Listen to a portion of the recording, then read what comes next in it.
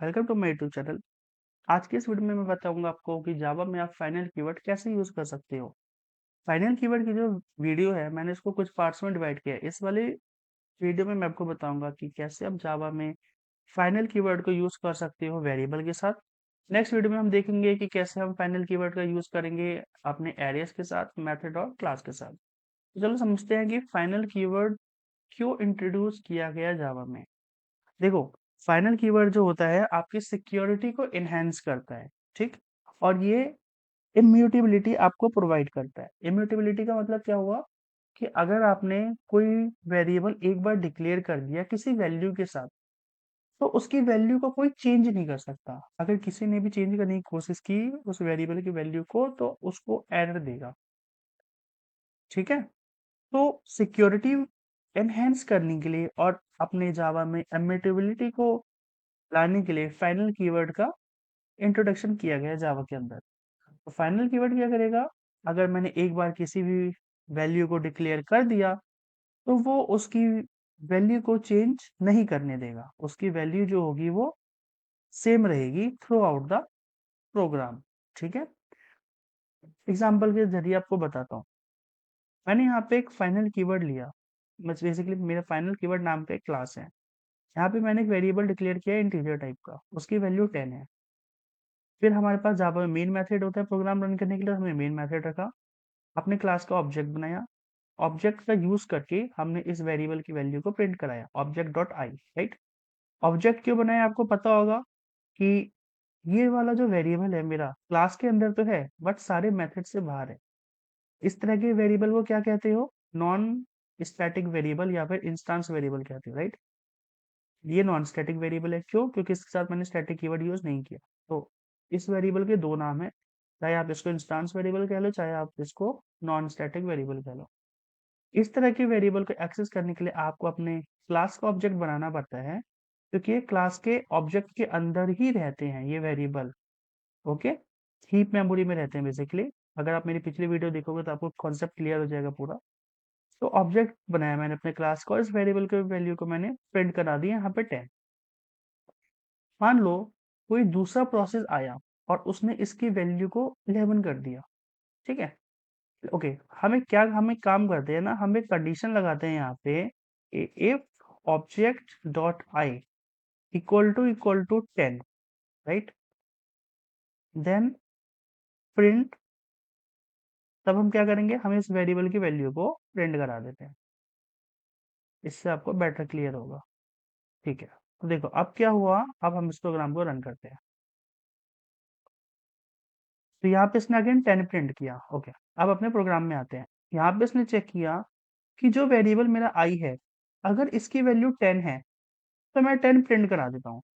Suppose करो कोई और क्लास ने क्या किया, हमारी क्लास को एक्सटेंड कर दिया, मतलब हमारी क्लास को इनहेरिट किया और इस वेरिएबल की जो वैल्यू जो कि अभी 10 है इसको 11 कर दिया। उस केस में क्या होगा? उस केस में अब अगर आपका ये इफ कंडीशन एग्जीक्यूट होगा और ये यहाँ पे क्या चेक करे कि भाई अगर आई की वैल्यू 10 है, तभी आप अपने आई की वेरिएबल की जो भी वैल्यू उसको प्रिंट कराओगे, वरना नहीं कराओगे, राइट? तो अगर किसी प्रोसेस ने या किसी और क्लास ने मेरे इस वेरिएबल की वैल्यू को चेंज करके 11 कर दिया, 12 कर दिया, कोई भी value they the, let's suppose, तो आपका प्रोग्राम तो ब्रेक हो गया ना। वो कभी इस वाले इफ ब्लॉक को एग्जीक्यूट ही नहीं करेगा, राइट? तो इससे क्या हुआ, आपके क्लास का बेसिकली आपका प्रोग्राम लॉजिक तो ब्रेक हुआ ही, प्लस आपकी क्लास की सिक्योरिटी भी एक तरह से कह सकते हो ब्रेक हो गई। क्यों? क्योंकि किसी और प्रोसेस ने आके आपके वेरिएबल की वैल्यू को चेंज कर दिया। तो इस चीज को अवॉइड करने के लिए फाइनल कीवर्ड को इंट्रोड्यूस किया गया जावा में।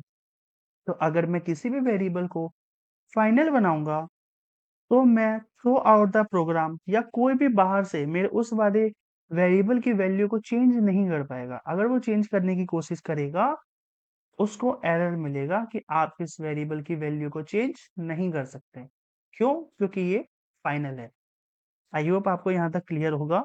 अगर आपको कुछ भी डाउट हो तो आप कमेंट सेक्शन में मेरे से पूछ लेना। चलो अब एग्जाम्पल के जरिए मैं आपको बताता हूँ कि कैसे हम फाइनल कीवर्ड का यूज करते हैं। बहुत इजी है। तो हम एक काम करते हैं, हम लोकल वेरिएबल से स्टार्ट करते हैं एंड फिर हम इंस्टांस वेरिएबल जंप करेंगे। तो हम ये सारा डिलीट कर देते हैं। अब चलो यहाँ पे हम एक वेरिएबल डिक्लेयर करते हैं, int i, okay, int i equal to 10, okay. And अब मैं इसको प्रिंट करा लेता हूँ। लोकल वेरिएबल है तो मैं सीधे प्रिंट करा सकता हूँ, मुझे ऑब्जेक्ट क्रिएट करने की जरूरत नहीं है।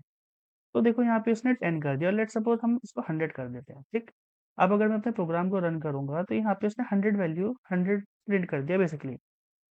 अब मेरे को अगर इस वेरिएबल को फाइनल करना है तो मुझे बस इसके आगे फाइनल लिख देता हूँ। अब इससे क्या होगा, मेरी ये जो वेरिएबल है ये मेरा फाइनल बन गया, कांस्टेंट बन गया। तो अब इस वाले वेरिएबल की वैल्यू को कोई भी बाहर से चेंज नहीं कर सकते, इनफैक्ट आप भी चेंज नहीं कर सकते।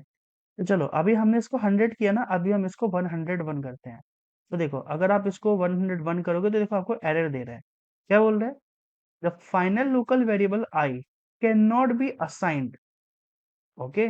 मतलब आप इसकी वेरिएबल की जो वैल्यू है आप इसको दोबारा मतलब असाइन नहीं कर सकते, ठीक है। और इसके आगे क्या कह रहा है कि अगर आपको ये वेरिएबल मतलब बेसिकली अगर आपको ये एरर हटाना है तो फाइनल मॉडिफायर को रिमूव कर दो।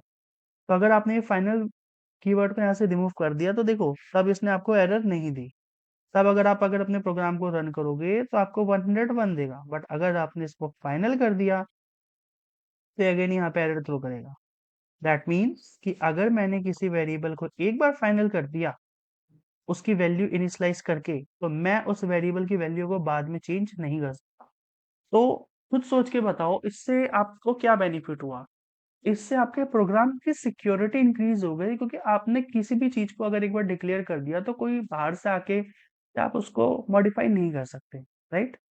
तो ये एक कह सकते हो एक तरह से बेनिफिट है जो कि आपको फाइनल कीवर्ड प्रोवाइड करता है। आई होप आपको यहाँ तक क्लियर होगा। चलो अच्छा, ये तो था कि मैं वेरिएबल को जो है खुद से इनिशियलाइज कर रहा था। मैंने पहले 100 किया, बाद में मैं 101 कर रहा था। क्या मैं इंक्रीमेंट ऑपरेटर का भी यूज करके मैं इसको नहीं इंक्रीमेंट कर सकता क्या? नहीं कर सकते। चलो ट्राई करके देखते हैं। आई प्लस प्लस किया, आई प्लस प्लस क्या करेगा, इस वेरिएबल की जो वैल्यू है इसको एक से इंक्रीज करेगा, इंक्रीज बाय 1 बेसिकली वैल्यू को करेगा। तो देखो यहाँ पे भी आपको सेम एरर दे रहा है, आप नहीं कर सकते। इनफैक्ट आप इसकी वैल्यू को एक से डिक्रीज भी नहीं कर सकते, तब भी आपको एरर देगा। So that means if any variable is made final, then that variable value cannot be changed। ठीक है, अगर आपने किसी भी वेरिएबल की वैल्यू को एक बार डिक्लेयर कर दिया तो आप उसकी वैल्यू को चेंज नहीं कर सकते। आई होप आपको यहाँ क्लियर होगा। चलो, तो ये तो था, हमने देख लिया कि हम अपने वेरिएबल को अगर हमने फाइनल किया तो हम उसको क्या कहते हैं, दोबारा चेंज नहीं कर सकते, राइट। चलो एक दूसरा प्रोग्राम देखते हैं। स्टैटिक या नॉन स्टैटिक वेरिएबल के केस में क्या होगा, ये वाला कॉन्सेप्ट बहुत ध्यान से देखना क्योंकि बहुत बार पूछा जाता है। अगर आपने अपने स्टैटिक वेरिएबल को या फिर अगर आपने एक नॉन स्टैटिक वेरिएबल लिया, अगर आपने उसको फाइनल बनाया तो आपको उसकी वैल्यू देनी पड़ेगी। अगर आपने उसकी वैल्यू नहीं प्रोवाइड कराई, आपको एक एरर देगा, वो एरर क्या होगा, ब्लैंक फील्ड एरर। देखो यहाँ पे, द ब्लैंक फील्ड की may not have been initialized. इसका मतलब क्या हुआ कि अगर मैंने स्टैटिक वेरिएबल या नॉन स्टैटिक वेरिएबल को फाइनल बनाया है और उसकी वैल्यू मैंने नहीं दी है उस वेरिएबल की, तो मेरे को एरर आएगा जिसको आप ब्लैंक फील्ड एरर भी कहते हो, ठीक है। तो उस एरर को हटाने के लिए आपको उस वेरिएबल की वैल्यू प्रोवाइड करनी पड़ेगी। देखो आपको एरर हट गया। तो ये था ब्लैंक फील्ड एरर, ओके। एक केस और रहता है आपका, लोकल वेरिएबल का ही केस है। देखो क्या होगा, अगर आपने लोकल वेरिएबल को फाइनल बनाया और उसकी वैल्यू कुछ भी नहीं दी, तब वो आपको एरर नहीं देगा। बट अगर आपने लोकल वेरिएबल उस वैल्यू को यूज करने की कोशिश की तब आपको एरर देगा। एग्जाम्पल से समझते हैं।